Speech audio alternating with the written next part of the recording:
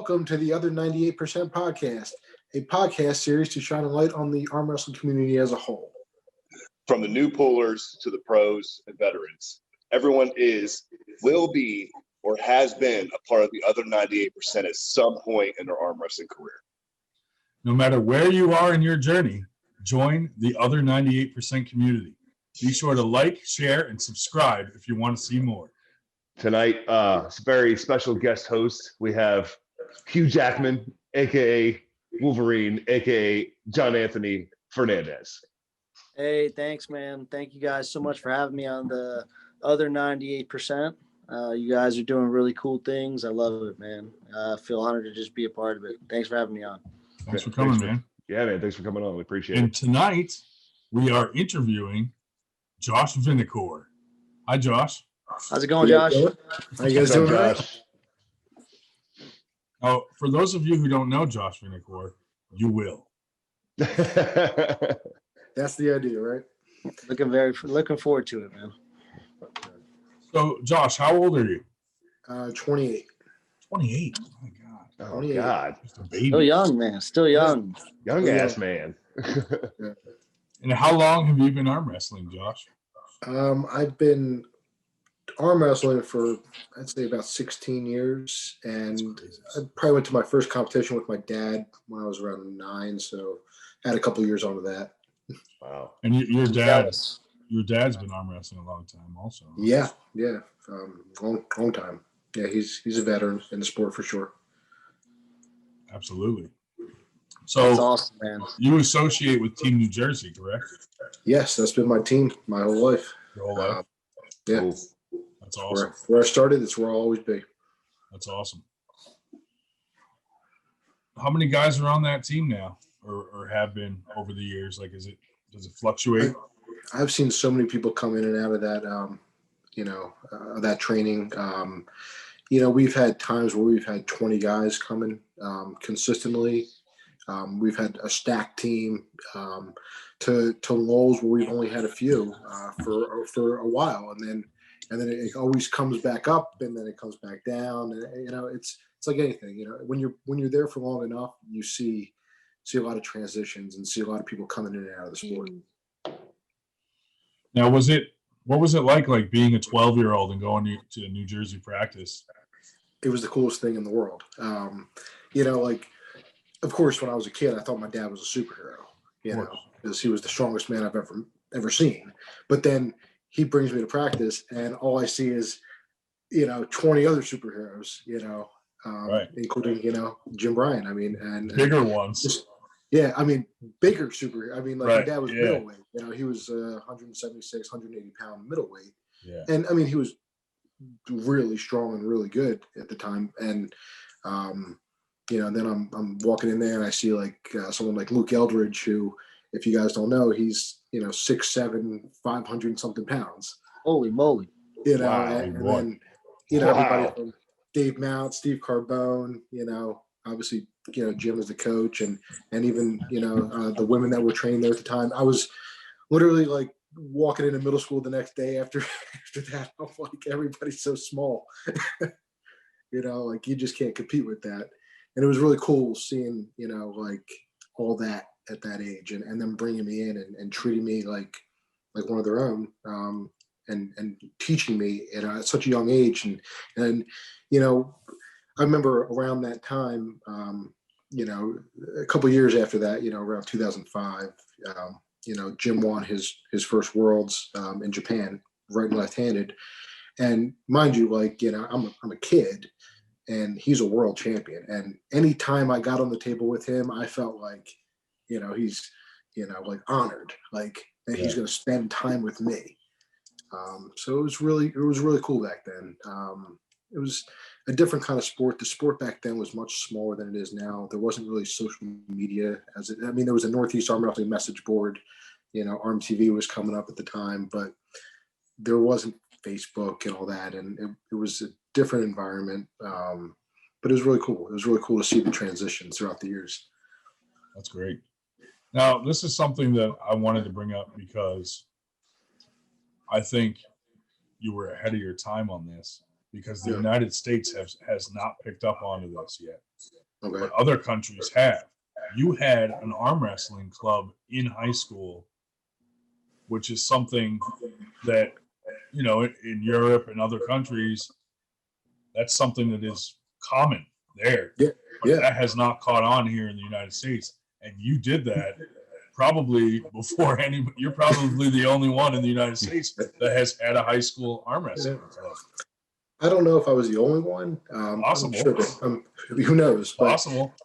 you know, when I was a freshman in high school, I was like, okay, like I'm pretty good at this, you know, like I could, you know, but I want to get like another training during the week, you know, because Sundays we always practice in Jersey and I want to get better during the week. So what can I do to kind of use my skills against more people? And so I was like, let me start a club and it'll look good on my college applications and whatnot. I was thinking a couple of years ahead. And, you know, I got the signatures and like 200 signatures and all the approvals. And I got a teacher to, you know, stay after school and actually like make sure everyone was safe, even though he had no idea about arm wrestling. He just, you know, was nice enough to give his time. And my dad donated the table to the school. And we literally kept it in a closet, pulled it out every Thursday. You know, it would be like on the announcement, like, you know, Arm Wrestling Club, 3:30 every, you know, That's Thursday. awesome. Every week it was That's like awesome, an man. announcement. That's It pretty was cool. so cool. You get to show the football team who's the man. Yeah, I arm wrestled a lot of people, you I know, bet. at the school. Of course, like, you know, all kinds of athletes, you know, because I had a table there. Yeah. You know, let's take this off of like a lunchroom table or a desk. Let's go on a real table. And I'm in my home turf. Yeah, You know? yeah. Like, I got asked, did anybody ever get you? no, not No. at school. No. I had to ask. No, some of the actually no, there was this one kid, a football player. No, not a football. He was a baseball player, I believe. You know, I underestimated him, and he you know, he got one pin on you. He got one pin, and then the second one, I just Never wouldn't happen. I changed the game up a little Never bit. That's again. how it always is. This isn't happening. I mean, we had a Counts Rock South. I mean, it was a lot of really strong athletes in that school.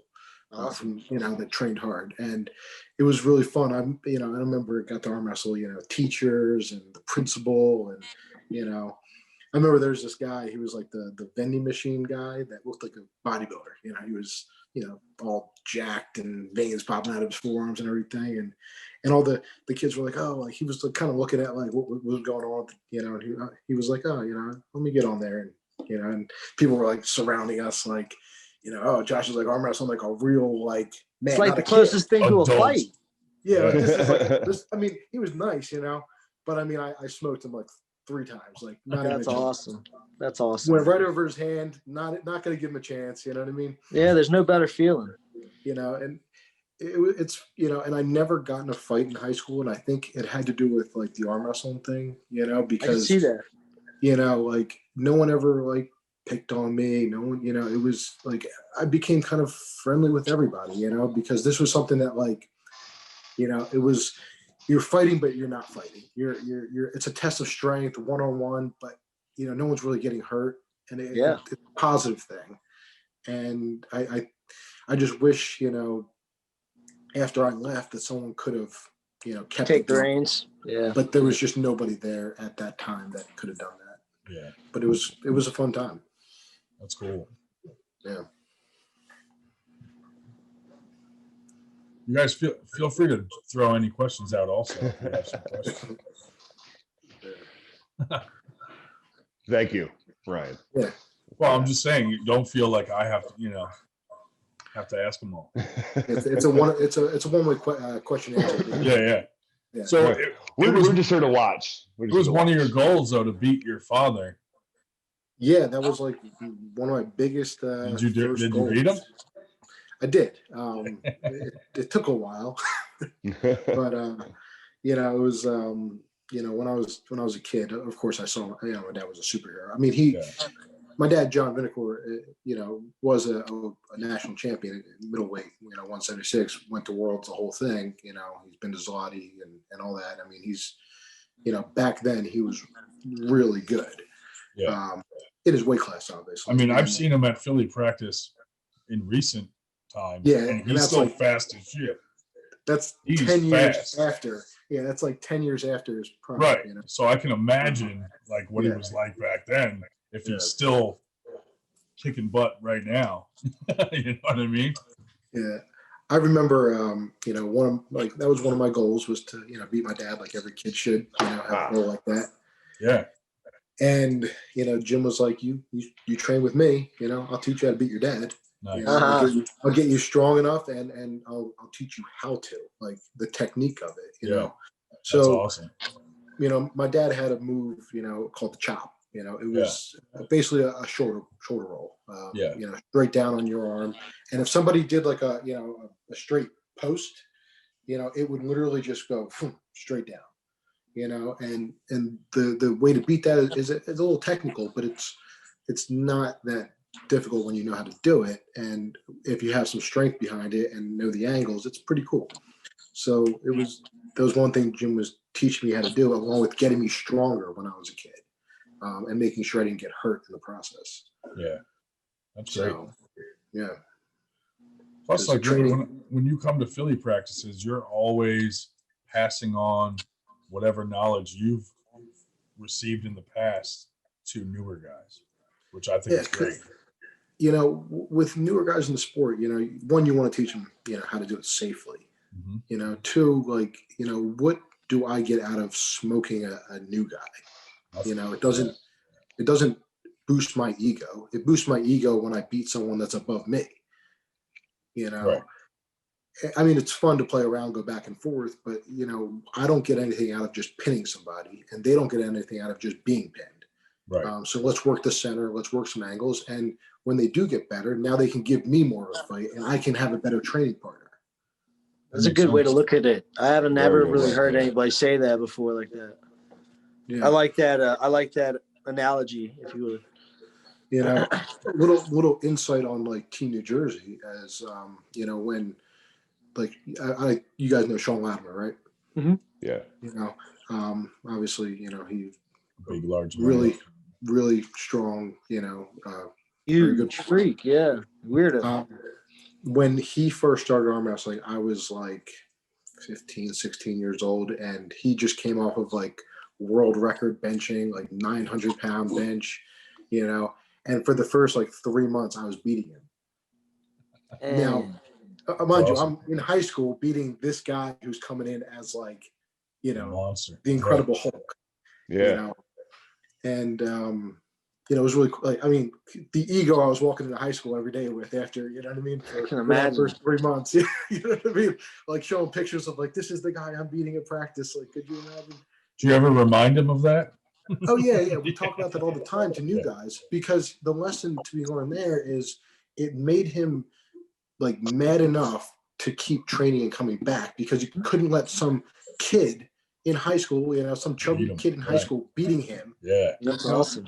So it pushed him to that another level. And then he became so good. Now he's, you know, a good training partner for someone like Jim at the time, you know, because when Jim needed to get, you know, the work in, he needed someone strong enough to give him the work. Right. And then he surpassed that.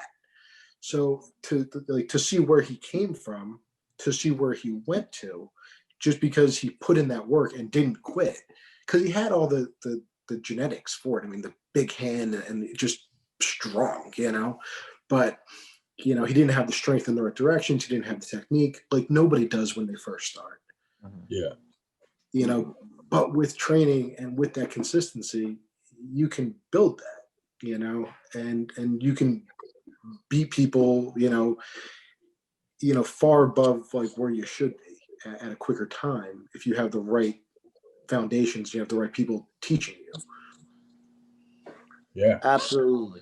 I definitely agree with that 100%. You know, I feel very blessed to get to work with Paul Lynn quite a bit sometimes. You know, he's 45 minutes from me. I've known him now 2 years roughly, and just really blessed. You know, that's kind of why I built the gym I built and try to reach out to guys and do what I do, you know. So, but I don't mean to cut you off, but if no, you're fine. Go ahead. Yeah, if you live an hour and a half away from a good practice, you're blessed. You know, because when I was first started arm wrestling, there wasn't 50 teams around this area. You know, there was Team New Jersey, and there was a couple others spread throughout. You know, and people would drive 3-4 hours to get to a good practice. The ones that really cared. You know, and people are, you know, I hear people now complain if they got to drive a half an hour or 40 minutes. I'm like, dude, I don't get that at all, man. yeah, When you I got no idea how good you got. I drove when I came into this. I was driving 3 hours, 2 hours, 1.5 hours every weekend just to absorb more. You know, it didn't matter if there was a practice. If there was a few practices, I picked the closest one and meet with anybody I could. You know, so. It's just part of the sport. If you really love the sport, I think you really have to sacrifice certain things, you know? The best part for me was when I got my driver's license. Okay. So then like, you know, Jim, my coach, he was like, well, now you can come during the week and have some hell during the week. So, you know, during the week in high school, I was driving, you know, an hour each way to, you know, to Jersey and back. That was my after school activity. You know what I mean? Like I wasn't playing football. I wasn't playing, you know, any wrestling or anything like that. I was arm wrestling. And, you know, we used to do this workout. We call it the gun show. Just picture a 3-hour arm workout, you know. Oh, wow. All arm wrestling specific, you know, moves that was just kind of put together, you know, and revised over the years and just found what works. And every week I'd be getting stronger by doing that workout during the week and by going to practice on Sundays and then having my arm wrestling club on Thursdays. You know, every week I was progressing. That's awesome, man. That's cool. You know, Got to get you to write me that workout down. Yeah. That workout is top secret. Oh, man. Oh, Come on. Yeah. Oh, we'll get it out of you. I'm Yeah, kidding. we're gonna get it out of you. I thought that's what the 98% is all about. There's Honestly- three of us. We'll just hold them down. Yeah, Honestly, easily. no. We got this. Honestly, I'll tell you the secret to that workout. It was being yelled at, you know, every time. You know what I mean? It was being called things that I couldn't. We get demonetized on this podcast if I was saying half the things that was being yelled to me during those workouts. You know, I heard that's how Jim kind of operated. He was like trial by fire. You had to earn it, you know? Yeah, you did. But if he was yelling at you and making fun of you, you were part of the group, and it That's was a good. cool, man. You understood. You were one of the boys. Yeah. Exactly. You had to earn that spot, but you know, but that workout. I mean, after that workout, you need a little hot tub or something like that because you were hurting. I mean, like you know, Couldn't lift the remote. Sometimes, but I had to drive an hour home, so I was like steering. I was like, I don't want to change the radio station. I'm good. I remember those days when I first started, man. Oh man, that was the worst. But it's the workout. The secret to the workout is really the motivation and the team you have behind it. You know, I mean, yeah, the things we're doing, everything. You know, like he would always say, life is better with a positive risk curl. You know, there we go. You know, you do everything with a positive risk curl. You know, you don't. You know, like, if you know, I know Ryan can link, you know, the Gary Roberts, you know, footage down below when Gary came to Jim's house. I think it was around 2008. It was like I actually watched that. That was really interesting, man. Yeah, that was awesome. And you can get some insights of like how practice was back then. Yeah, man, he had such a cool spot. That was just amazing to see. All those accolades were mind blowing. What a cool, like, to see that makes me want to like build my stuff eventually like that if I ever get that. A lot of things were custom built, and a lot of things were way ahead of its time before all these handles and Lucas Raymond was making all this stuff, and all these the tools that we were using were like 10 years ahead of their time. He's got me trying to put an I-beam in my basement down here for that workout. I like that I-beam, though, the way he walks the I-beam. That's really cool. Yeah, but you got to do it on your fingertips. You got to do it right. So. I know. That's wild. I do pull-ups at work like that on my fingertips. Yeah. That's and awesome. Then, it was cool to see you in it. Like little Josh Vinikoor in the videos. I was like 14, 15 years old. Yeah. Yeah, that was cool. And then kind of jealous of you, man. I won't lie. I feel so old coming into the sport, you know. Yeah. To think that you were doing this when you were that young is like, man, that must have been just the coolest childhood, bro. Like it was cool, especially getting to travel. Like all our, you know, a lot of our family vacations and stuff like that had to do with arm wrestling tournaments, like going to like Can-Ams or, you know, these other like big events and all that. that was like our family vacations. Well, I also think being in this type of sport could also give you more socialization, being in schools and everything. Oh my just God, just people. It's just you become like that. Yeah, That's you're ahead of everybody a little bit with the people you're surrounded by. You're you have less tolerance for stupid people. Yeah, for sure. In school, because it's like you're around like adults that have, and but at practice everybody comes from a different background. Everybody has an issue. Everybody, there's somebody with something going on, and you can learn from people's mistakes, by just sitting there and listening on these conversations, which is another thing that, to take advantage of, like when you're a kid around these people, like I remember like when I first started, like, like they put me at the girl, the table with the girls, like when you can beat the girls, then we'll let you train with the men, Man. or at least the amateur men, like not even like, like we had like tables designated to like what level. There's levels to your Like, training. You had to beat like Sue Fisher first. There's always levels to this. I see that. Speaking about Sue, it took me a couple of years to beat Sue when I was a little kid. Sue was badass back then. Yeah. And at the Team Philly, people don't give her enough credit. She's won a lot. She has a pretty intense background. And she is always helping new people. Always. Yeah. Because she's a very good teacher. I think that's something that's so cool too in the sport, is that you can always have a place in the sport no matter what. If you really want to be a part of the sport, it doesn't matter how old you are or what. There's just so many outlets in the sport to really be positive in. Right. Good community. Yeah, like you could be the worst arm wrestler in the world and just start a podcast. I have to agree with you, John. Yeah, there really is no ceiling when it comes to the sport, on whether it's doing what we're doing, competition, reffing, just being involved, period. You know what I mean? There's no ceiling on it. Absolutely. And that's one of the glorious things, of one of the many glorious things about arm wrestling. I think there's just so many positive things. I've gotten a lot out of it. I'm kind of an introvert, just to be honest with you guys, and putting yourself out there. Those first few, training sessions, first few tournaments, you get to put yourself out and you get to become a little less that way, So that helped me in a sense. Tons of things, man. Really just becoming more focused on myself and becoming more of an athlete again. Being a father or two, you can really become complacent, man. It's easy, real easy, Oh yeah.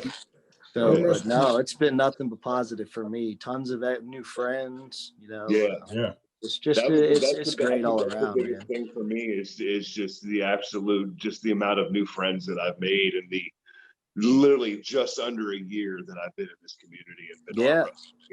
And it's incredible. Like and a lot of you guys, are really like not just friends, but like good friends. You know what I mean? Like I like, just, it's amazing. It is. It's really for sure, man. Something else. Yeah. I like to reference Dave Shell when this kind of topic comes up, because he's 69 years old and he goes to, I don't think anybody's more committed than that guy, bro. That guy is the most committed, I swear. Right. I feel bad for his cars, man. Jeez. I know. He put some mileage on there. He needs the lease. That's what he needs. Yeah. For real. The professor has got a die-hard battery himself. I believe it. Absolutely. I mean, and to break his arm early on and just keep going. He's a warrior. At that age, that's amazing. I think that goes to say something for the sport, that if you really find yourself, submerged in this, and you like the camaraderie, you like so many things about it, it's I think it's easy to say, I'm going to get past that and come back to the sport. You can see that with so many people. The one thing about arm wrestling that, is like, life happens, people have families and people have jobs and things get in the way. But at the end of the day, you can always come back. Like it's always going to be here for you. I mean, like it might be some different people, but it's the sport is always going to be there. Right. it's pretty cool to see that over the years. Like when, I see people from like our team that like haven't been there for a year or two, and then pop back in, and it's like they never left. That's awesome, man. Yeah. That's really cool. It's a cool environment. So somewhere out there, there's a 17-year-old kid, and he's thinking about arm wrestling. Now, you were that kid once, Josh. What do you say to that kid? What do you say to that 17-year-old kid who's interested in arm wrestling? Well, I think there's a lot of 17-year-old kids right now interested in arm wrestling because it's on YouTube, and it's really getting promoted out there. And absolutely, the one thing I would say to them is find a good place to train. You can't do this watching videos on YouTube. Mm-hmm. Yeah, you need to get a hold of people. Arm bet. Yeah, and Arm it's like if you walk into a practice and they just want to use you as a pinning dummy, you're not at the right practice. Right. Nope. If they're not teaching you, if they're not slowing it down, trying to keep you safe, because at 17 years old, and really at any age, you might not have the bone density for it. You got to build some things, some foundational stuff, and you really got to make sure you're in a good group of people. Yeah. And most arm wrestling teams are good groups of people, but they might not have the skill set to train you. That's the differentiating factor, I guess you could say. Yeah. That you look for. And then once you have the basics, I mean, go explore, travel. Don't be afraid to, drive as far as you can and or hop on a plane if you can afford it and go to these competitions. Pull people outside of your little radius, Yeah. Because that's the only way you're going to learn and get better. Right. When's the last time you competed? 2.5 years ago. Yeah. It was. I went to a tournament. It was, I forget what it was called, but it was the first tournament I brought my girlfriend to, and I just wanted to come to watch, and Sean Latimer came up to me and said, "Listen, you can either go up and sign up, or I'm going to drag you to the sign up table, and you're going to sign up either way." Basically in front of my girlfriend, saying like, "You don't have a choice," Right. No choice. None. Yeah, I did. What'd she think of it? It's the most boring thing in the world. She likes the people. I mean, she notices that it's a good group of people, and it's like if I'm going to be like doing something every weekend, like this is a pretty cool thing to do. Yeah. And it's like you're with your friends, and you're not doing anything stupid. Like you're. There's worse things you could be doing. Yeah, there are like, worse things you can be doing. Absolutely. I'm not one like okay, aside from like my college days, whatever. But I'm not like a big drinker. I'm not like at the clubs and the bars and doing all that stuff. And that was my 20s. Yeah, I mean, okay, like the college, whatever it is, what it is. But outside of that, it's like this is something I enjoy doing every week, and this kind of resets my week. It gives me something to look forward to. And then not only the arm wrestling part of it, but just the people, and then the conversations. And if you're having an issue, you bounce it off of your friends, and then you have a little bit better of a week next week, and you have something every week to look forward to. So even when I'm not competing, which I haven't been in a couple of years, but I still haven't stopped coming to practice. I might not be the most motivated to train or the strongest to practice, but it still doesn't deter me from coming just to be around my friends. Nice. Yeah. When I'm ready, I'll be back. Some of the best times I've had are like after practice when you're hanging out, fooling around on the table and just talking and just having a good time, Yeah. I mean, for years, after practice at Jim's house, it would be like, we'd have, giant steaks and, with this mushroom bourbon reduction sauce and huge potatoes and hot tub and fire. Making me hungry, man. And I was getting ready to say, I haven't eaten dinner yet. Sorry, Josh, we gotta go. I'm sorry, guys. We gotta cut this short, Josh. Yeah. We all gotta go eat. I happen to disappear from the screen. I'm in my fridge. Okay, I'm just saying. But then it would also be, like long conversations about like where are you going where's your life going? Where are you going to be in the next year? What are your plans for your job, your school? Like, what's going on, And it would be like these life conversations that if I didn't have arm wrestling, I would have never had. Right. Yeah. So, I'm really thankful for the sport and that it brought me into that, So, there's a lot to be said for that. Yeah. And I hope there's another 17-year-old kid that finds something half as good as I found it. So that's great. On that note, man, really sorry for your loss, man. You sound like an amazing gentleman, dude. Yeah, you're definitely blessed to have him in your life for sure. Yeah, he was the best, and it's the best thing we can do is move forward with his legacy and keep it going. And our team, has we've been doing a lot of talking, and Team New Jersey is not going anywhere. We're going to keep it going, and we're going to do another. It's going to be a new chapter in where the team's going. But there's some big talks. So just watch out, because I think anybody could agree that's awesome news, man. No one would want to see that go anywhere. That's you guys keep it going. The torch is passed to you gentlemen now. That's really awesome. Yeah, it's going to take a team effort to keep it going. It's not just one person. Like Jim was that one person that kind of like was the leader, but so we have to do it as a team, because none of us can fill those shoes individually. But that team, actually started before Jim's time. Wow. That team's been around since the 80s. Mike McNonia, who started the team, actually was Jim's coach and passed it down to him. So there's a lot of legacy in that team. Actually, if you ever get a chance to talk to my dad, maybe he'll be on this podcast. He trained on that team, in the 80s when and then quit the That's sport so for a cool, while. man. There's just a lot of history there. Sounds like some really cool stories to have. Yeah. It's just knowing the history of the sport and where it all came from and where it's going is really cool. Yeah, once you guys get that stuff figured out eventually, man, I'd love to come out that way and have a practice. That'd be really awesome eventually. Yeah. It's a good group of people. I'm down. Absolutely. Yeah. See you all there. Hey, and vice versa. If I can ever get you to come down this way, man, to my gym here with some of these guys, that would be epic to really just get that one-on-one time with you. You have so much knowledge to pass on, Yeah, no, I'd love that.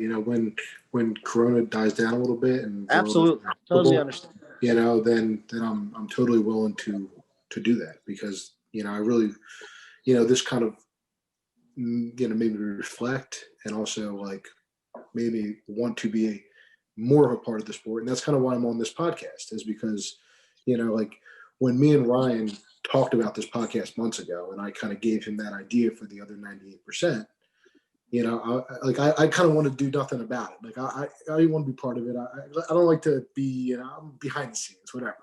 You just named it and then ran off. I just named it and ran off, But then I was like, well, I think I could do more good by being in front of the scene than being behind the scene, and if I could help somebody else, if I could pass something down and put somebody else on a good path, then that's what I should be doing. I totally agree, man. Absolutely, 100%. Yeah. I feel like soon we should see maybe Josh Vinikoor competing again. Yeah. I got some training to do. Hey, if you're going to make me compete, you better. In time. Well, when you're ready, you're ready, man. Yeah, I mean, it's not. Listen, I mean, any day you can just step into a tournament and compete. Yeah. But the one thing, I kind of want to be excited for a tournament. And in the last couple of years, there really hasn't been much, at least in this area, that I've been really excited for. Yeah, and it doesn't help with COVID, And then with COVID, everything that's going on. So when I, make my weight class again, you know what I mean, and then compete. I mean, making weight is the worst part of it. For years I was trying to make one time I made 98s. I was in the 220s and dropped like 22 pounds in like 2 weeks to make that 98 class. And what are you right now, Josh? Right now I'm in the 250, give or take. Okay. Okay, but you have the knowledge though, so you can really buckle down and lose that if you set your mind to it. Yeah. No, it's not a question of not knowing how to do it. It's just a question of doing it, and being committed. I always try to get into like the 165s. Well, I think now you can identify as a 165er. Yeah, exactly. I identify as. Well, at the last tournament, I said I was 165, and they looked at me funny, and I said, "Are you calling me a liar?" And they were like, "Sir, there's a scale right there," and I was like, "Well, it's broken." So yeah. But then they wouldn't let me compete at 165, so fuck it. Calling me a liar? Yeah. No, but because of your knowledge with everything, I don't see why you'll be able to get down to what you want to be at whenever you're ready to start that process. Yeah, and just get my start training, having something to train for. Yeah. Is a good motivation. Just to lose a couple of pounds, just to lose it is kind of difficult. When you have a goal in mind, it's a little bit better. Yeah. Especially like a tournament or something like that. Yeah, when you have to step on a scale, then you're in front of people. Yeah. Then that's not your doctor. Then you kind of know, like, all right, I kind of got to make this weight. I even took my shoes off. They still wouldn't let me compete at 165. Yeah. So in the when we're talking about like the history, like the story of like where I was coming up.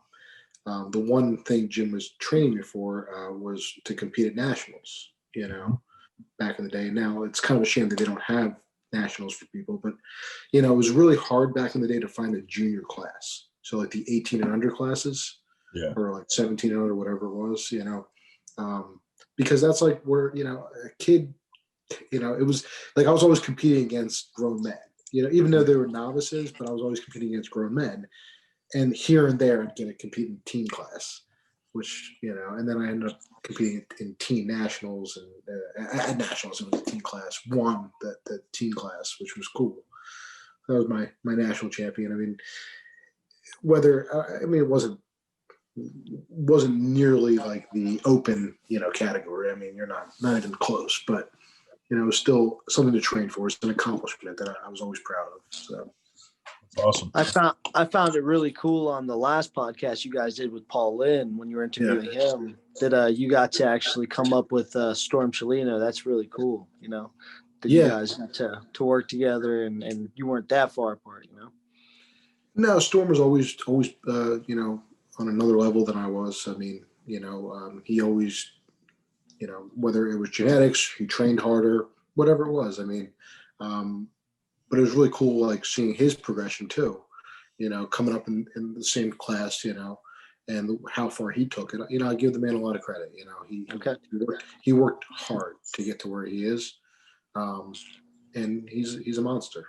Yeah, he's like, from what I hear, just like Paul Lynn, man. He trains just, like he's just always at it. Yeah, he's dedicated. Yeah, it's not easy to do. It really isn't. It's not easy to be consistent.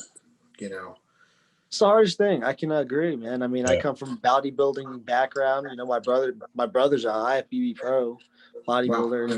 And he's been bodybuilding since he was 13. I mean, I always tell Paul Lynn, he reminds me of my brother because he's like, they're two peas in the pod. Like it doesn't matter if it's Christmas, raining, thunder, a tornado, snow, that dude will get to the gym. It does not matter. Like he has to have that in his life, So I was instilled in me, but it was easy for me to become complacent and just like I'm the different kind of person. I'm 100% in or I'm not in at all. You know what I mean? So that's kind of the way it was for me. But now it's like I'm 100% back in. So happy that this sport kind of got me back into like being an athlete again.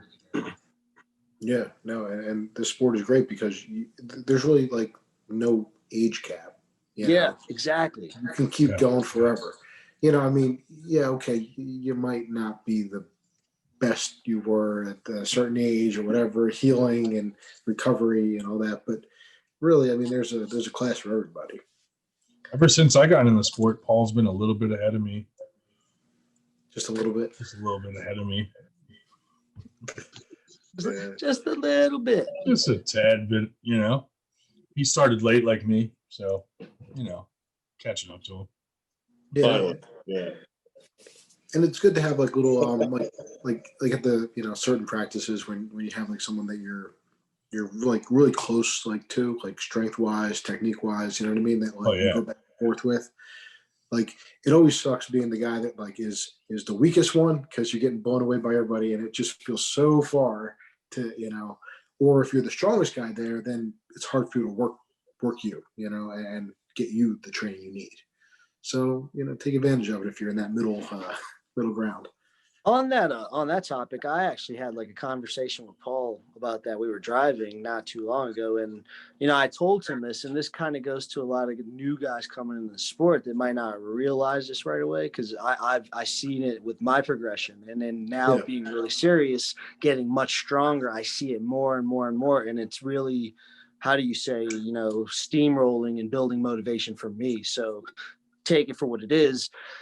You take in so much knowledge in the sport and people tell you this stuff and you can't really apply it until you get the right partners, or someone who's very close to your level, or you put in the extra work and you become that much stronger. So you may know what you're doing. Don't get discouraged. And all of a sudden you do get that little extra strength and you're able to do something you never thought you could do. It just comes on. So, take that with a grain of salt. Everyone's different, but I think the more you work at it and the more you do try to engulf yourself in this, you will retain things, just learning that 10%, like Paul says, if you can just pick up on certain things, it really helps.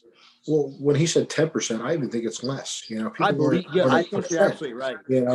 It's like, I always think like when somebody is 1% stronger than you in one angle, it makes they pin you, they flash pin you. It made it look so easy, like you had nothing for them. It doesn't mean that you were like 100% off from them.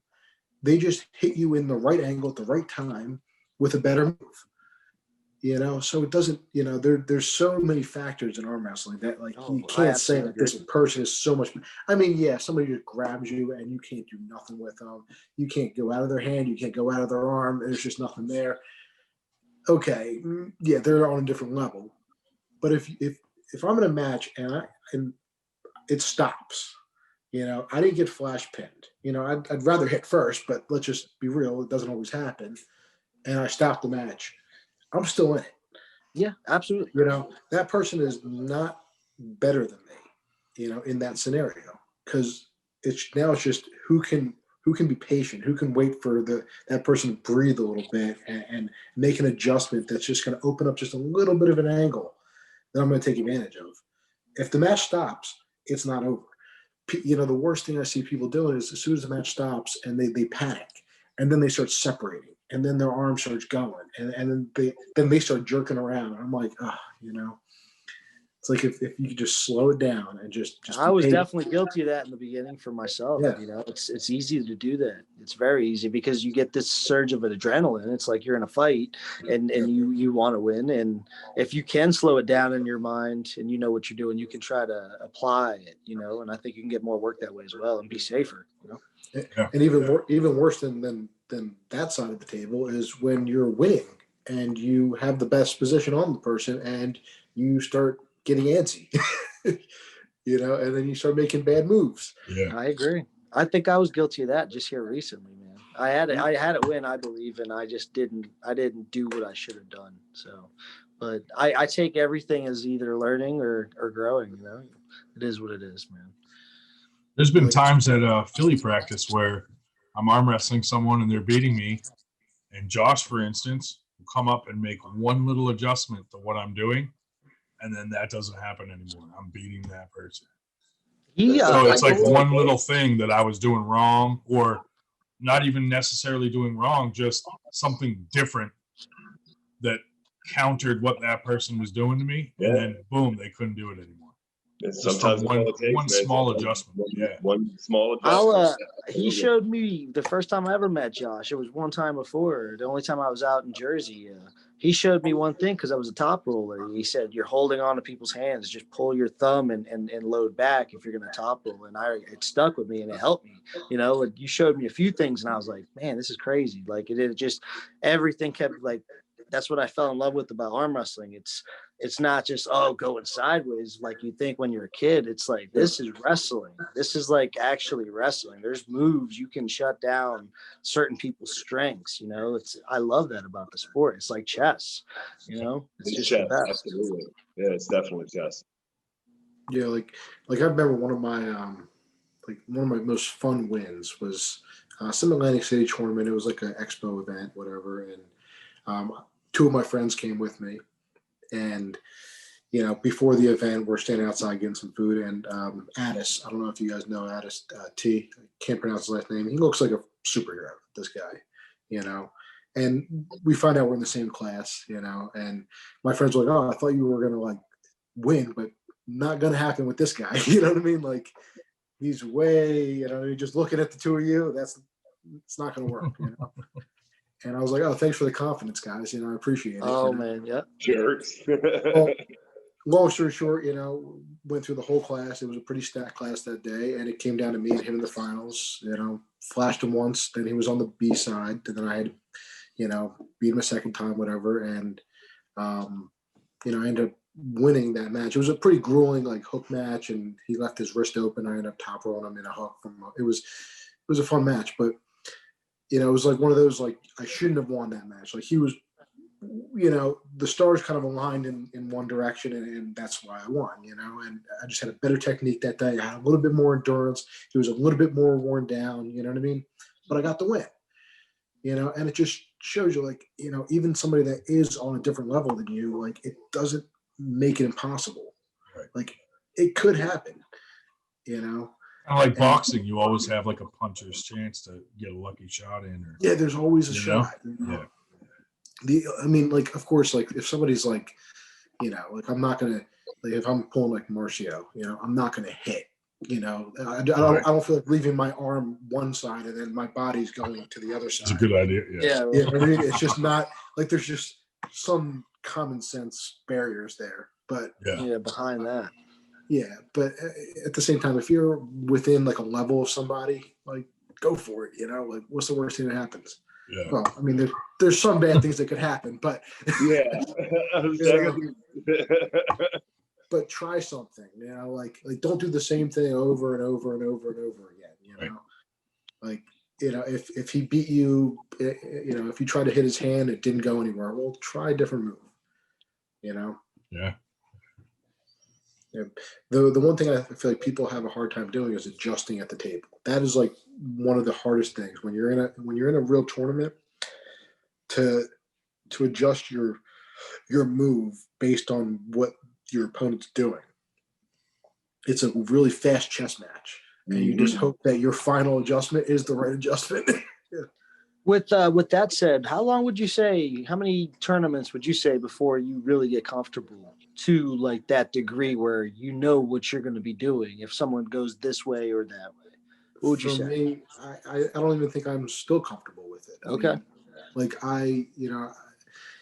It's one of those things that, like, in my mind, I don't think I can do, but then my body does it, and I think it's just based on training and years of experience. I mean, Okay.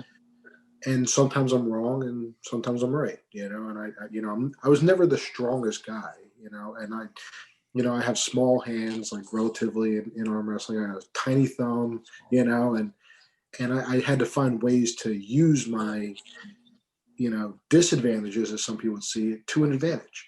Okay. And when most people grab my hand, they're confused because they're just like, It's a child's hand.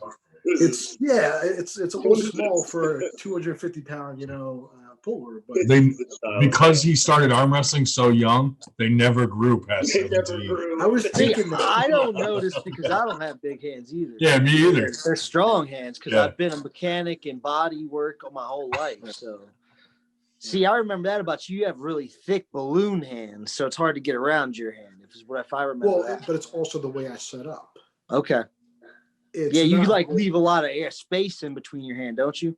sort of. I mean, there's a lot of different tactics. You had all kinds of stuff you were showing me, if I remember correctly. Yeah, I don't know. I mean, there's always things I'm thinking about, and there's always, you know, ideas I have, and I'm trying to, you know, perfect, and I'm trying to do, you know, and every person I pull is going to be a different scenario. Absolutely. So, you know, Yeah, if they can get a Philly practice that's not on a Tuesday, I can definitely make it down. Well, they had one tonight. Oh, it's Monday. And where am I? Working. I didn't go either. well, it's like the funny part is some people think I'm, you know, a good hooker, right? And then some people think I'm a good top roller because I don't always top roll, I don't always hook. Right. You know, I do it based on what I need to do in that match. See, with that said, too, like we had our practice here last night, and Warren here and everybody, and typically I'm really more so a top roller. That's what I've been since I came in. And now lately with practices, I don't even try so much to top roll. I might do it, you know, 4 or 5 times just to get blood in all those areas until I feel a little pump. But I've just been really changing everything, good, building a hook because I don't want to be a one-trick pony. I don't like that. I want to be a little more rounded, you know, so. Well, but I think you have to try to work on all areas, you know, eventually. And the component of that is there's a dozen ways to top roll. There's a dozen ways to hook, and there's so many avenues in between. There's so many nuances in both of those directions. Those two moves are so generalized. Yeah, I agree. You know, and if you can find those nuances, that's really where everything shines. You know, and that's really where like technique starts coming into play, and it's really cool. You know, it makes me excited to even talk about it because, you know, when I get in different angles, you know, then I get excited, you know, and start playing. And, you know, you'll find that you're stronger in this version of a hook or that version of a hook. 2 hooks are not created equal. Depending on what your opponent's doing, you need to adjust your whole hook on that. Okay. Yeah. See, that's why I got to get around more gentlemen like you, man, just to get that knowledge. Because, I mean, I think I've only touched the tip of the iceberg with so much stuff. And as much as I am blessed with Paul Lynn, he's a busy guy. I don't like bugging people, you know what I mean? Yeah. So, and with Corona, it's been hard to have any practices or anything going on lately. So, well, like back in the day, like I was mentioning my dad, who he was the poster child of one-trick pony. You know, he had his chop. Like that was his move. You know, and it was basically like you're either going to stop it or you're not. Like, and at the time, you know, it was really hard for people to stop because it was really strong, really fast, you know, and it was a kind of unconventional in the way he did it, you know. But he said from, you know, day one that he wants to do that move and that's it. Like he doesn't want a top roll. He doesn't want to do, you know, any of those hand stuff, as you know, as he would call it, you know, those tricks, you know. But you know, the longevity in the sport, you know, he ended up with, you know, some injuries, you know, and a lot of you know, calcium deposits in his elbow and you know, all kinds of stuff that took him out of the sport because, you know, he was really hammering one move all the time so hard. So that's something I learned from him. You know, it kind of gave me motivation to kind of adjust my, you know, kind of take the path of least resistance, you know. And, there you go. Yep, I agree. You know, and not, you know, with training too. I mean, to kill yourself every day in the gym, you know, how long can you do that for? You know, especially arm wrestling training, it's such a sport specific training, and there's so many little your tendons and ligaments and your, you know, all this connective tissue that's involved in it. It doesn't recover the same way that like your big muscles do, that get all this blood flow in them. You know, you just can't, you know, in the long run, you could have some issues if you overtrain these things. Yeah. I heard. Yeah, I find it hard for myself sometimes to recover, being that I work, you know, with my hands so much. It's a chore sometimes. I have to do a lot extra work at home, whether it be, you know, hot and cold, back and forth right away, or, you know, just massage type stuff to get blood in certain areas. It's getting harder being older. I definitely feel it, you know.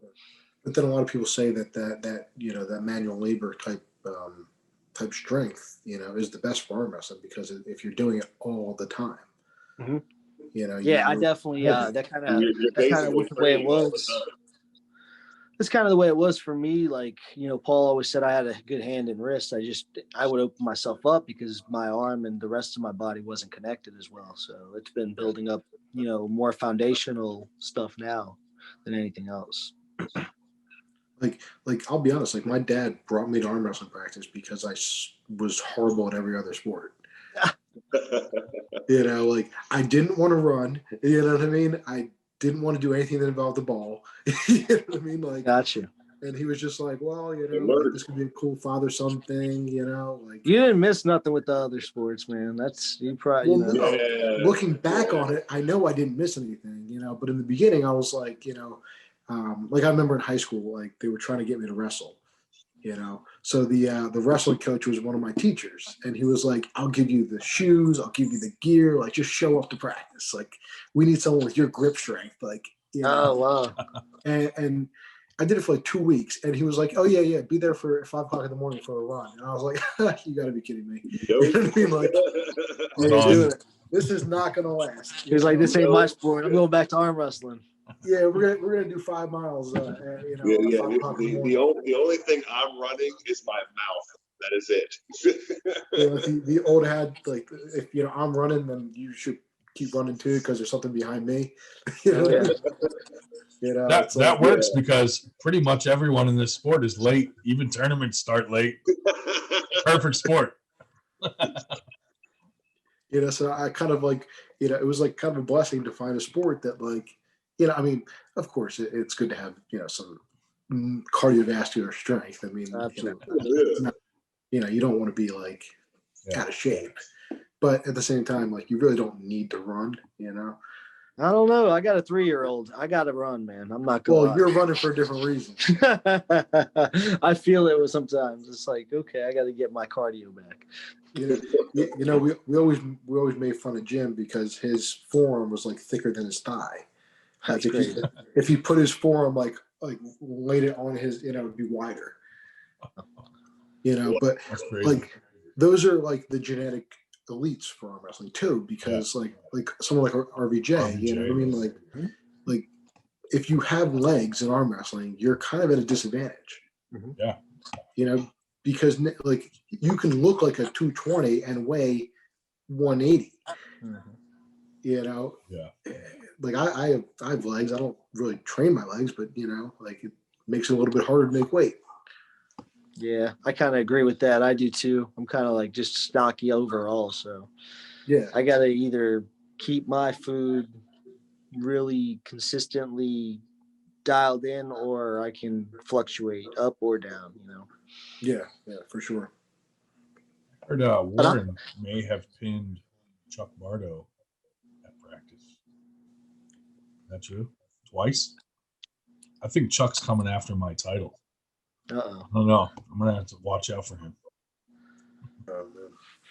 We all got pins on each other. Yeah. Yesterday. Yes. I know. I just got to pick on Chuck a little bit. Of course.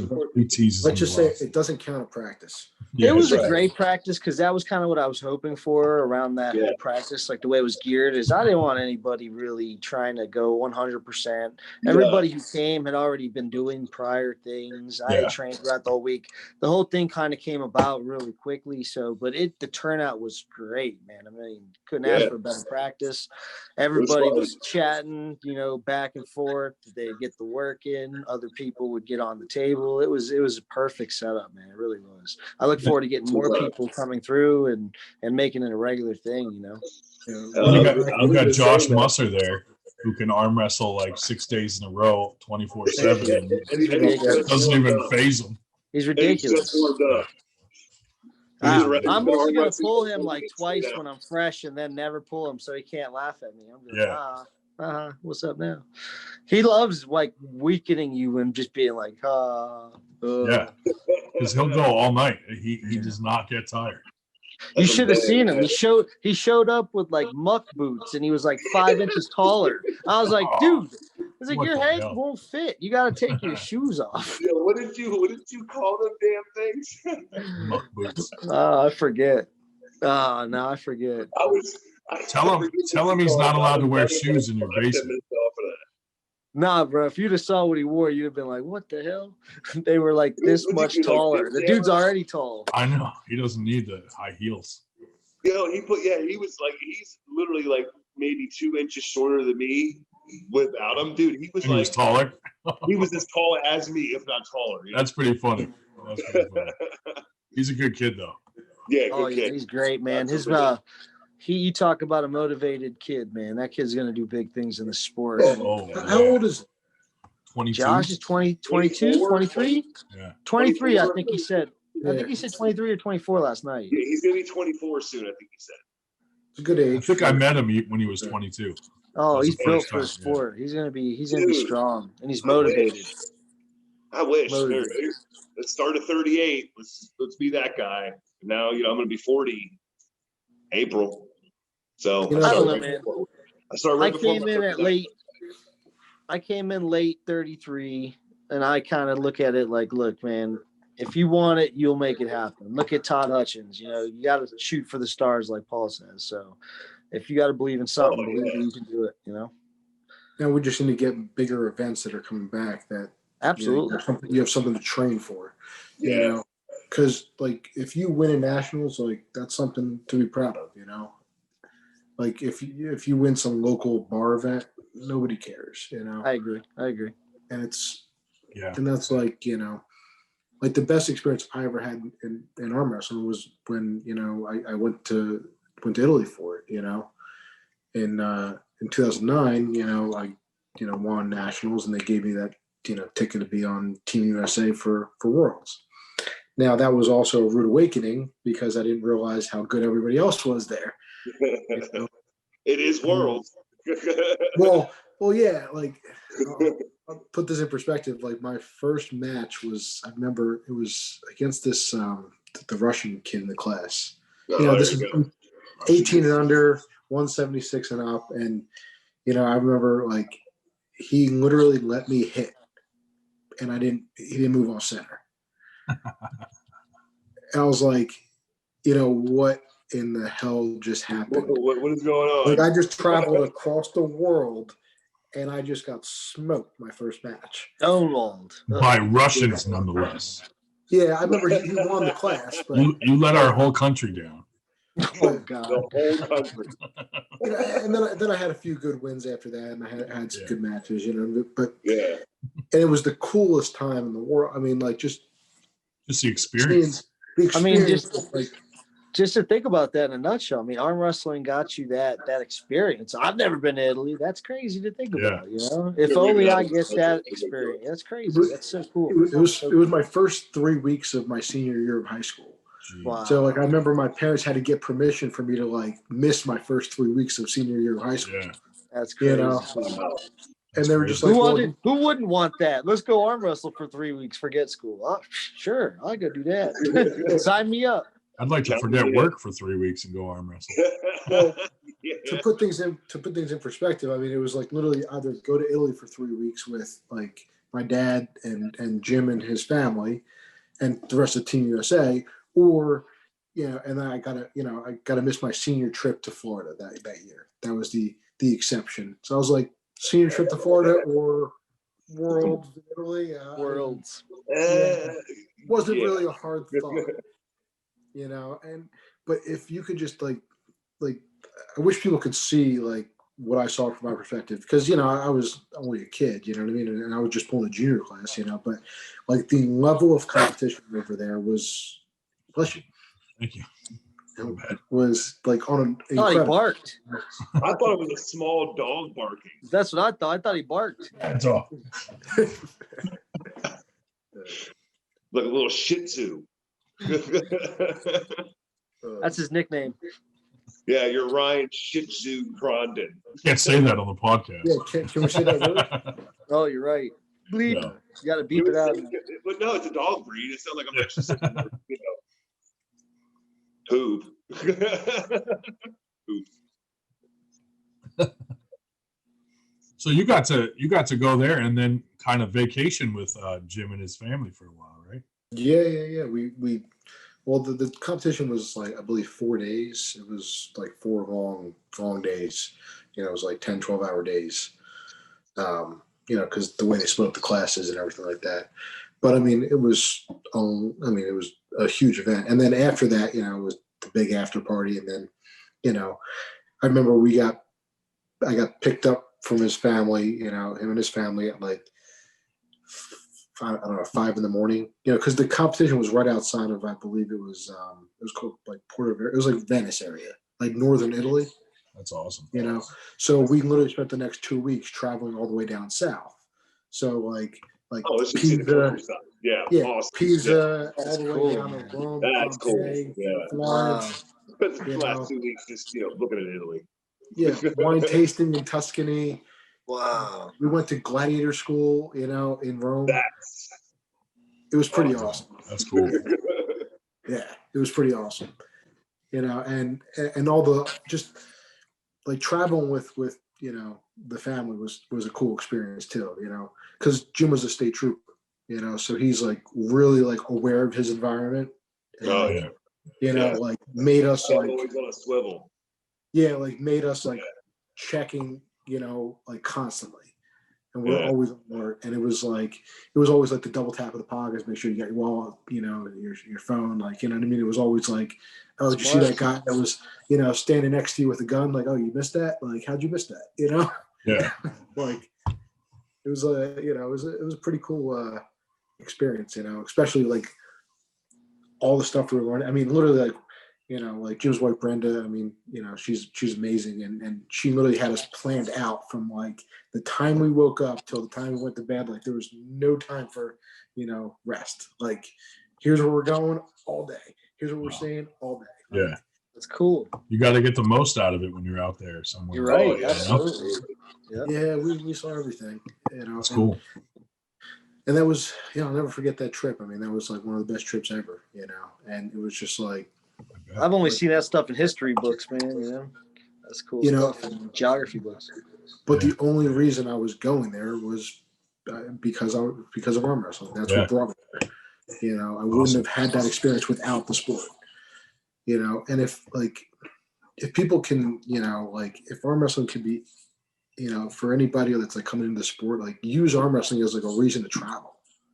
Yeah. Use it as an excuse, like, hey, we're going to this cool resort. Oh, there happens to be an arm wrestling tournament there too. Took the wife. Why not? I like that. It's not a bad reason to travel. You know what I mean? If you're gonna go somewhere anyway, you're gonna make a family trip anyway. Might as well compete. Yeah, that's true. When things open up a little bit, maybe, but. Yeah, we'll see when that happens. Yeah. Not holding my breath right now. Nope. Yeah. I think it would be cool though if we did what we were talking about, where we have you on with other members of Team New Jersey and kind of do a Team New Jersey thing. Yeah. You know what I mean? And talk about Jim and his, legacy, like all that stuff, but with other members of the team that have been around him for a long time also. Yeah. I think that can be arranged, Cool. And there's so much of my story that obviously interconnects with his story. Right. Like I am where I am today because I met him all those years ago because my dad took me to practice. One day. Yeah. Right. And of course, my dad. You know what I mean? Like I owe him a lot too. You know what I mean? But Jim also like kind of took. Like where my dad left off, Jim kind of took over too. Yeah. Like gave me that, someone, that role model that, someone to look up to, someone to, that held me accountable. Yeah. That made sure I had my stuff together and that I wasn't, straying off the path. And Right. He always set the bar like way higher than anybody could ever reach. I'm talking not just in arm wrestling, but in anything in life. Like he set the bar really high. But if you kind of shoot for it, you'll land somewhere pretty high, right? Yeah. That's the idea. How old were you when you finally beat your dad? I think I was around 18. Jesus, that's awesome. Yeah. So that was, I beat him in a practice. Obviously we never competed a tournament together because he was like 5 weight classes below me. But now, did that make him proud, or was he enraged? I don't know. I A think it was little a bit, combination. little bit of both. He's A little bit of both. mixed signals. He stopped arm wrestling not long after that. Oh, So- you retired him. made him quit. That is Funny. I may have retired my dad. I don't know. He's like, I don't want you hanging out with Jim anymore. It's funny you said that. I was man. telling my wife the other night. My son's 8 months now, and I was telling her he's never gonna beat me. Never. I won't ever Never say let him. never. Yeah, I know. He's gonna be tall like his mom. Be like, I'll break my own arm before I let my son beat me. Well, You're right. we'll see. If you look at that Gary Roberts video, and Yeah. you'll see me pulling my dad Yeah. in that video, and he's just holding me, just chewing some gum, like get me a beer, like Oh you know my what I mean? goodness. Like, Yeah. very- this kid is not moving me off center. And I Yeah. don't care And then a what- couple of years later, boom, boom. What? what Retired. happened? you know. We're gonna have to tease him about that in his interview. I was gonna say we should definitely bring that up if we get a chance to talk. So heard your boy retired your ass. What was it like losing your son when he was 18 years old? Uh-oh, man. How's it feel? Yeah, I think some people in the family still don't know about that. I think, Everybody don't know now. They're gonna know now. but no, that was definitely one of my biggest goals. You Yeah. know? And Absolutely. it was, because, well, not only because he was my dad, but he was also a freaking professional. Like he Yeah, wasn't like right. a slouch. Like, like he was at a certain level where it was very respectable. That's a big. That's a an good point. achievement. That's a good point. You know what I mean? It wasn't like I was beating like just my dad, who was like, some guy that just Like Ryan. Yeah. Ryan. Yeah. He wasn't just some guy like me that doesn't take it serious. and Goes like around. I remember when I was a kid watching him train. You know what I mean? Yeah. Like he trained like it was like he was in Rocky IV. Like Yeah. that was his life. Wow. Like he was a monster. That's awesome. At that time, and like he trained like it was his job. Yeah. Like, and that a lot of respect. Like I don't know if you don't see people train like that anymore. Right.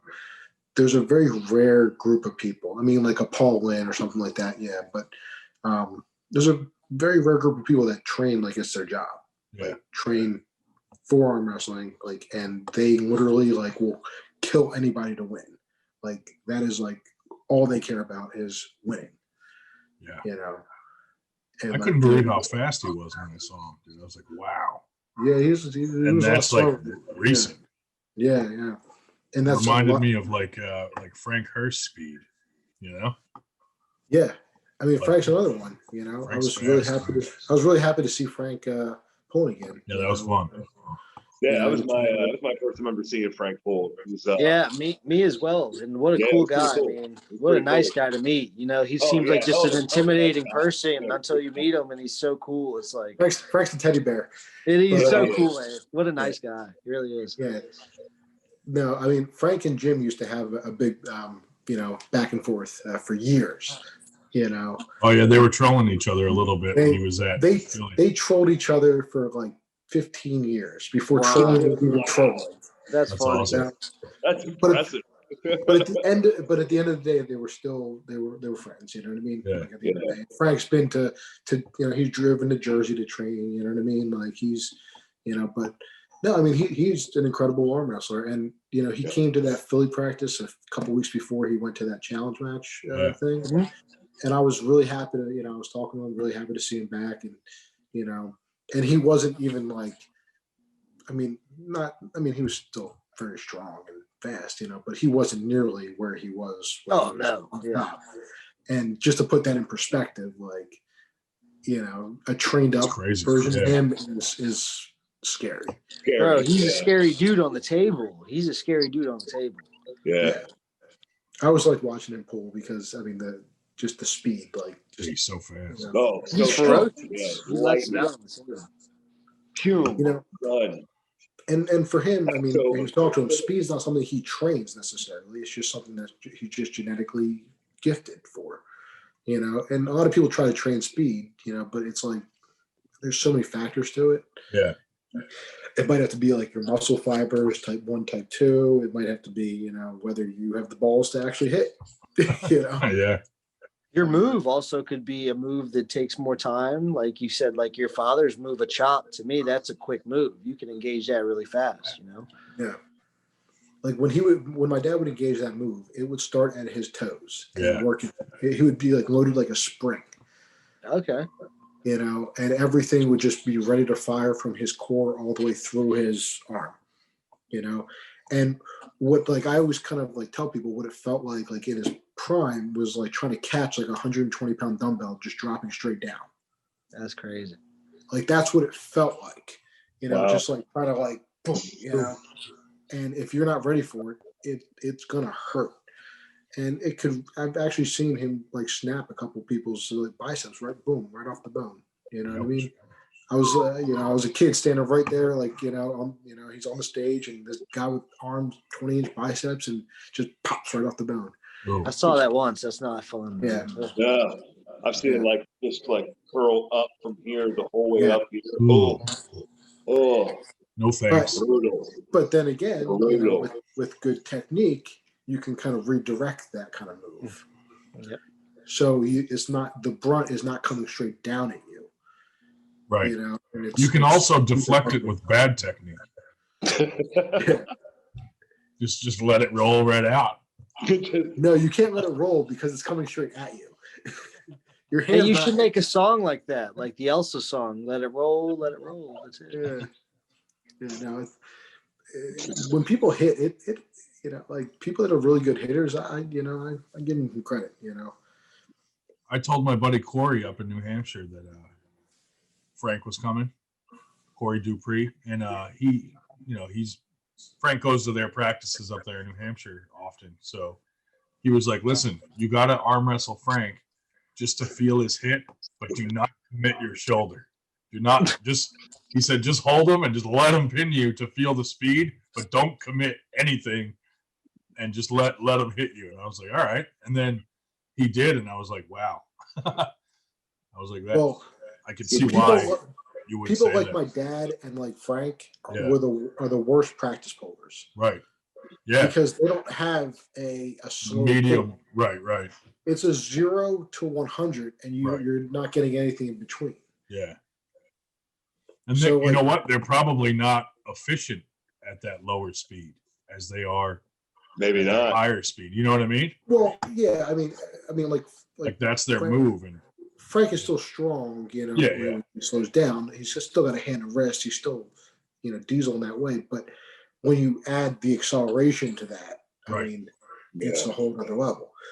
And it's like, I remember when we were, when I was a kid at practice, like when my dad was really like training, we wouldn't let any amateurs on the table with him. Yeah. Like they were told to stay away from him. Yeah. Because he could hurt you. Right. Like the guy with the crazy eyes over there, don't go near him. Don't go near him. He could hurt you. I found it. Yeah, I find it awesome to watch like Travis Bajan. Like his hit is like awesome to see because you can see that guy go up against some of the best in the world, and he literally makes them look like they had no power at all. I mean, I'm talking people like Pushkar, and it's just crazy. It's like, oh my goodness, that technique, that silver bullet is what like Neil Pickup calls it. Is if you can master that, it's really something else, See, Travis, I believe, is the master of a lot of things, but the one thing he's the master of is getting in people's heads. Oh, absolutely. So people, like, before they walk up to the table, they already know they lost. It's kind of like the Mike Tyson thing. Yeah. Yeah. And like I always think, like, all right, like if I'm going to go up to the table against Travis, I think the same thing. Like, there ain't no way I'm stopping him.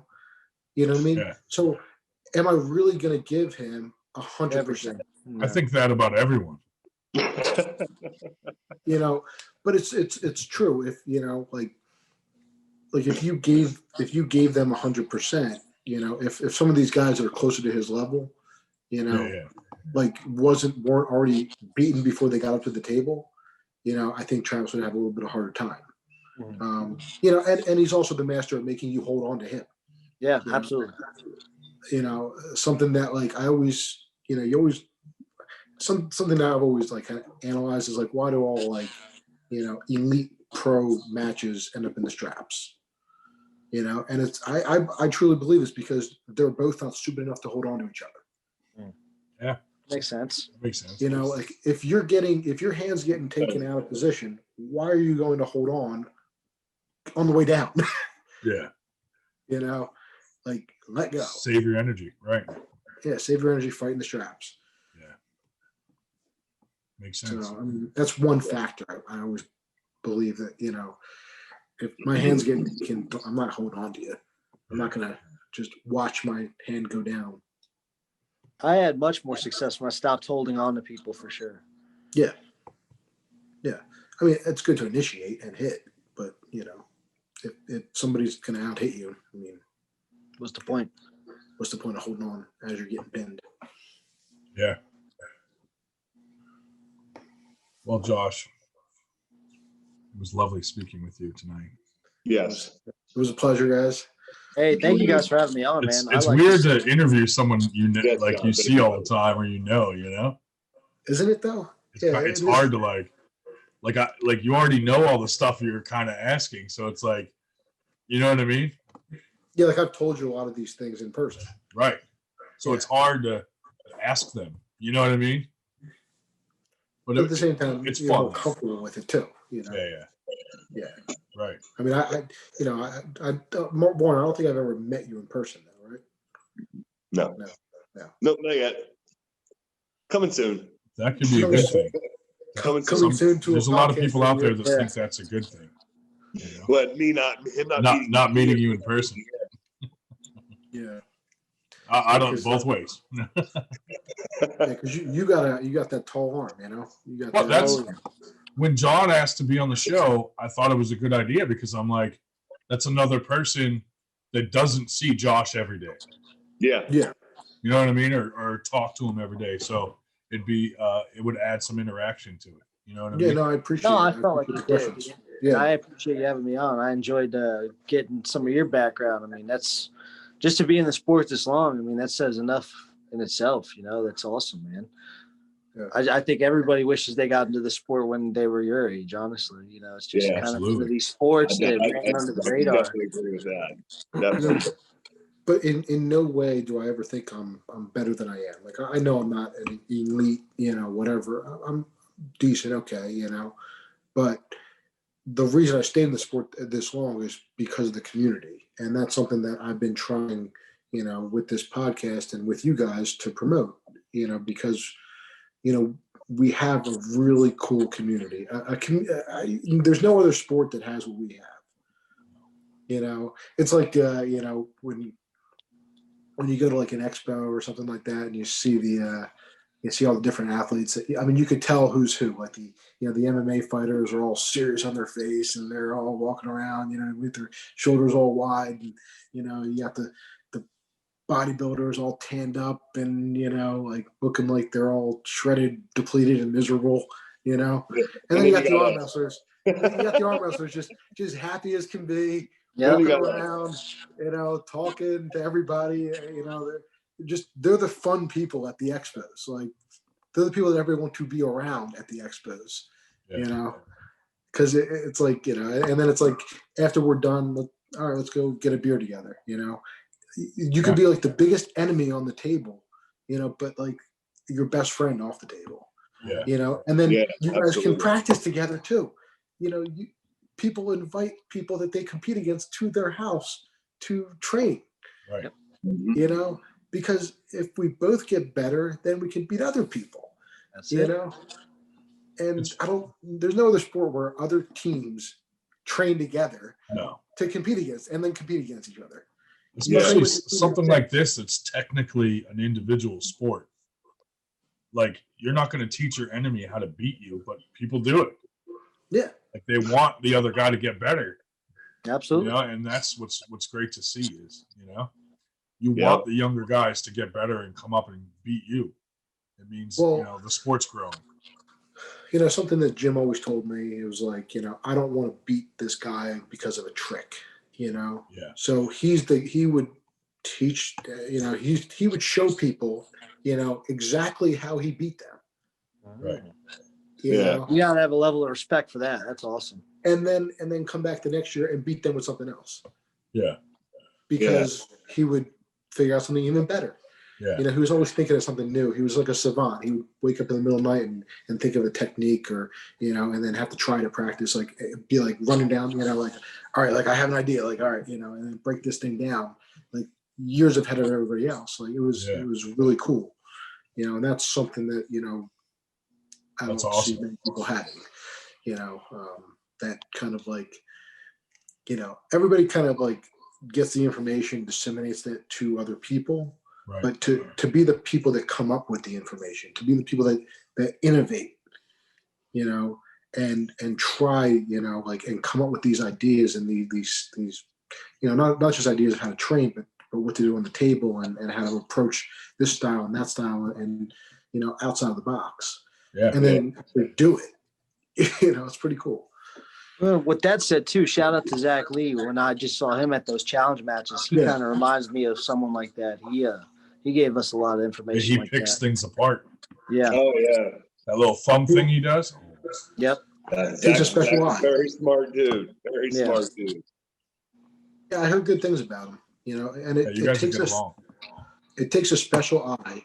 And you can't be afraid, even when you're at a little bit of a higher level. Like okay, like I know a good amount of stuff, but if someone has some cool information, I'm going to hear it and I'm going to listen to it. I'll make the decision if I want to use it, right? But I'm going to show them the respect, and I'm going to hear what they have to say, and I'm gonna make my own thoughts about it. Absolutely. I take everything, and I like to be objective with everything I use, because we're all different body types, but by no means do I ever disregard anything anyone ever tells me, Yeah. And also, the best arm wrestlers are not always the best coaches. Agreed. Agreed. Just because you can do something so great doesn't mean you can disseminate that information. Yeah. I find it's very hard to articulate how things are done sometimes, It is. And I give a shout out to people that are doing this. Like, I know I see people doing like these online coaching and stuff like that from all over the place. And I know Ryan Bowen is doing that, and Dick Engin's doing that, and Coach Ray, and that's arm wrestling is like a very hands-on thing. Literally. No pun intended. Literally. And if you're smart enough to disseminate that information virtually, you know what I mean, and coach people from across the world, that's crazy. Yeah. Like, I give my hats off to you. If you can make people better arm wrestlers from across the world. Right. Yeah, that's impressive. Yeah. And I love seeing that kind of thing. And whoever's doing this online coaching, as long as you got the credentials and you know what you're doing, hats off. Yep. Hats off to you. Yeah. No, people disseminating bad information, I'm not a big fan of, but like it's how long would you say you were in the sport before you almost get what they say, like that eye, where you can watch a match and see where someone went wrong, or because I hope to have that one day, but I think it takes that time, by just being in the sport. Well, I don't think there's a date for it. I think it's if your brain thinks that way. If your brain can take in information and actually process it in a certain way.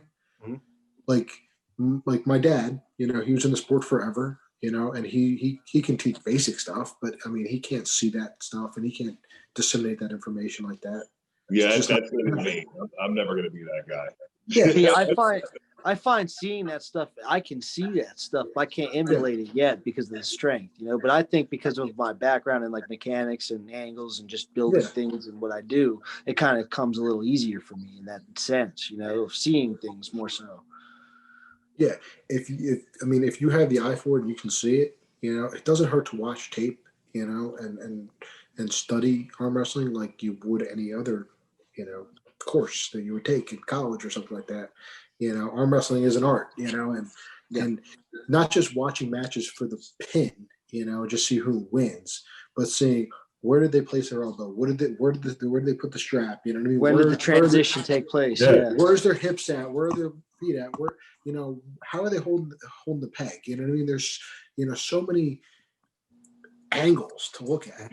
And I really hate when they cut out those things because it looks better for TV just to see the quick match, you know?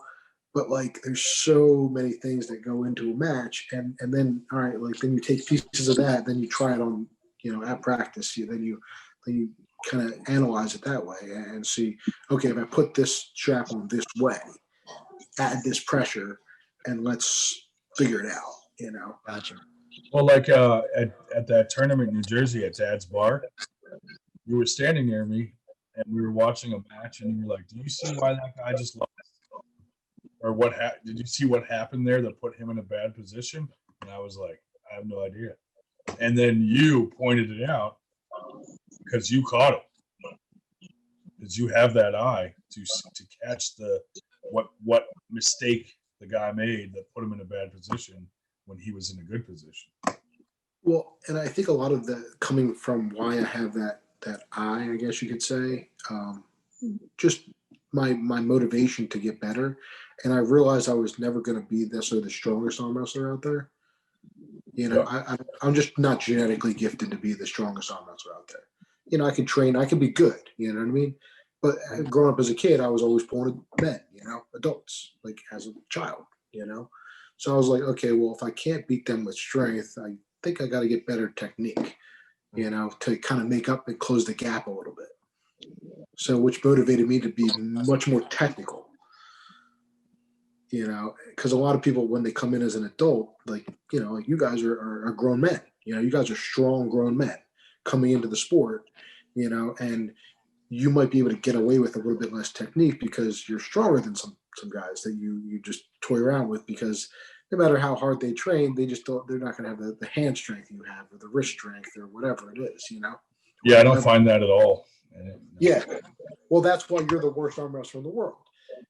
Because precisely. You know, I gotta go to the kids' table and hope that I can beat them and not embarrass them. Ryan's always at the kids' table. Always. But actually, Ryan, you know, like when I was pulling you consistently week to week, you know, I was feeling you getting stronger. Oh yeah. And things are clicking, and you're not. I mean, Ryan's not bad in a hook. You're not. I want to shake Ryan sometimes. Like, you're not the worst. You're not. No, John is always positive, and he hates that I call myself the worst arm wrestler. He's always like, "You're not the worst, Ryan. You're not the worst." I want to take 3 months and we all like brainstorm and make him a diet and like do a Rocky montage and make him like the third best like amateur in this area ever. Like, what do you guys think of like what separates an amateur from a pro? Oh, geez, levels. So many freaking levels. So many man. levels. Yeah, I'm still giant testicles. I mean, I think that's constantly changing, if you really ask me right now, especially with the growth of the sport, because I find it right now, like, am I like on the cusp of like throwing myself to the wolves in pros, or should I go win some more amateur first places left and right if I can, you know, because these guys are training, man. I mean, these kids are coming into the sport and they're taking it 100% seriously and they're putting in the work. So I keep pulling with some of these up and newcomers and they're getting stronger and stronger. So, you know, like, who's to say where this level is at what point, you know? And I just think you got to keep pulling with these people, and until we really get these tournaments to really find out who's put in the work and who's really been complacent throughout this course of a year or how long this goes for, we won't really know, you know? See, what I always wonder is why, you know, the best in the world has been the best in the world for the last 20 years. The same guys. Yeah. You're Ron. Why hasn't anyone progressed past Brzinks, you know, Devin, whatever. I mean, Michael Todd, they've been pretty high ranked for a very, very long time. Yeah. I believe it's a lifestyle for those people. You know, these people, I understand that. Go ahead. Yeah. No, I understand it's a lifestyle for them, but, you know, they've been on top for so many years. And where are these people coming up in the sport? Why aren't they surpassing these people? Right. You know? I knew what you were getting at. Yeah. Okay. I see what you mean. Okay. Yeah. Like it's a lifestyle for a lot of people, you know, like I don't want to like generalize, you know, but I don't think people are putting in the time and the training that these guys did coming up. Yeah. You know, I'm not saying everybody. I'm just saying and that's what John was saying about for these guys. It's a lifestyle for them, like literally every single day. That's why they're able to get to where they were and where they're staying at, because they realized what they had to do to get there, and they have to maintain that to be in that 2%, to be the elite, be the top guys for the last 15, 20 years, whatever. Yeah, and like, I'm sorry, go. Yeah. No, and I love that you actually just really touched on that, because, like, honestly, I caught into the sport like roughly close to a year and a half, almost 2 years now, and in the first year, I kind of hung out, drank beer, and pulled with people, learned still, but was I taking the sport as seriously as I am now? Like, it's a legitimate sport, and I want to be really good at it now. No, I wasn't. And to anybody that really loves the sport, put in the work now, because you're losing time. Like, every year counts, and just being consistent is going to get you so much further. If you really love the sport, stay consistent. Even if you're got kids, have some stuff by your couch.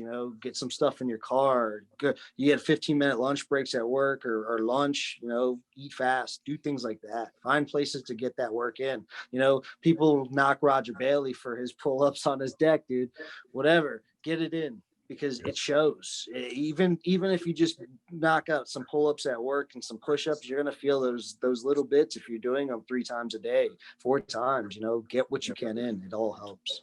Well, I don't think that's enough to get you to that next level. No, not as far as that. Absolutely not. And I mean, the consistency is great and everything like that, but I keep coming back to this. Like, when I was, when my dad was shooting for nationals and to be the best he was, I didn't see many people nowadays training like he did back then. And I could be wrong. I don't know. I know there is a handful, but they're in that 2%, or they're coming close to that. I think you have to be a different type of person, honestly. Like, I have a very, very addictive personality. And when I set my mind to something, or I set a goal, I go after that. And, now being 100% athlete, you have to, I know my body from years of bodybuilding. Yeah. I know what works for me. I know how to eat. I know how to set those goals and stand by those goals. When I set that, I haven't drank anything all day but water. You know what I mean? So I set goals. I can follow those, and I can be really hard on myself. And I think that's what it takes. I mean, it's sacrificing the little things, every little minute thing, every stone turned over. If you don't like getting up early, well, get up a little earlier so you can be up early, if you get what I mean. Like, set your alarm clock an hour earlier and transition. Let it bug you so you're up earlier, so you can get in an early workout, or have your meals prepared on a Sunday to carry you through to Thursday or whatnot. Whatever's going to give you that little extra time to do those things that you feel you can't be getting done, Yeah. But you got to check every single box if you want to be at the top of anything in your life. You know what I mean? It doesn't matter what you want to do. You want to be a great businessman, you got to do the things that people aren't willing to do. And that's just with anything in life. Yeah, I guess I'm because I guess when you see social media and you see all these people training and doing these workouts all the time, and they're not getting any better, I see that tremendously. And they're just they think they're putting the time, but like, what's going on here? Like, we're missing something, and it's like, we're in this age where we have like the most resources and tools you could possibly have. There's literally video of everybody right now. Like, before, when you had to subscribe to ARMTV, that was the only way you can find arm wrestling matches. Yeah, I've heard that a lot. And we didn't have, all these websites with like every cool training tool you could possibly imagine. You guys had one message board, right? That was it. Yeah, we had the Northeast Arm Wrestling message board, and which was actually good, because it was a good way to organize tournaments so people didn't overlap on their events. But that was another story. But like all the arm, all these handles and all these like really cool accessories that everybody's using. I love it. Don't get me wrong. I'm a big fan, Yeah. But it's like, it's not taking people to that next level. It's not, there's only a very small handful of people that are breaching into that next level. I'm talking about maybe in America, Europe, I don't really know as much what's going on right now there. I mean, there's a lot of freaks over there for sure, but like, there's a lot of people arm wrestling more because it's something cool, something to do, and it's showy, or are they really trying to be the best they can be?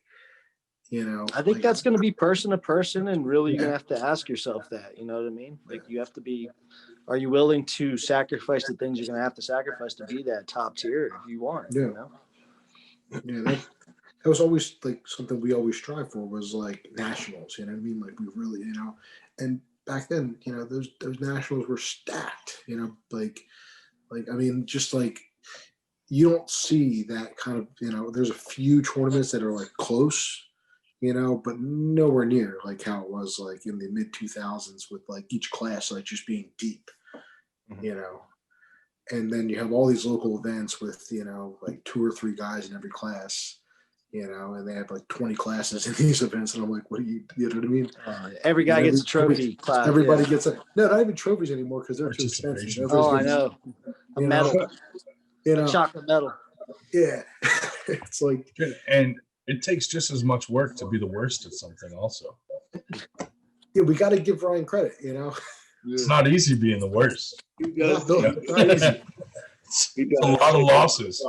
I actually think you probably work harder than some of the guys trying to be the best. Yeah, maybe. I'm working hard at being the worst. It takes a lot of hard work to be shitty. Well, I think what I'm trying to get at, without trying to sound cynical, is we need those events where people show up and you really see who's the best of the best right now. Absolutely.